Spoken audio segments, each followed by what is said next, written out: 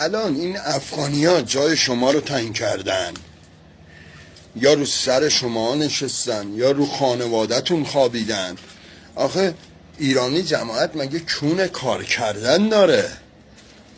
کاری که افغانی میکنه مگه تو میتونی بکنی؟ تو به چونت میگی دنبال من نیا، بو میدی، همش دنبال کنسل بازی هستی.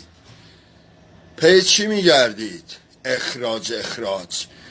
دولت مگه به حرف شما پلشتا گوش میکنه؟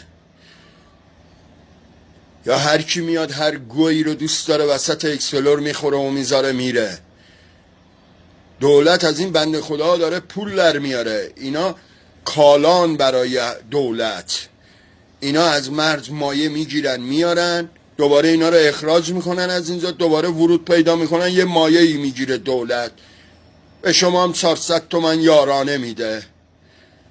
وق نکن بابا، بگی بشین. به تو چه ربطی داره؟ ارزه دارید بلند شد اینا رو بریزید بیرون. همین عربایی که رو کارن الان نشستن رو صندلی، اینا رو بیرون کنید. وق نکنید بابا جون. یکی میاد جلو طالبان وای میسد، شما مردید جلو اینا وایسید. بور گتسین بابا.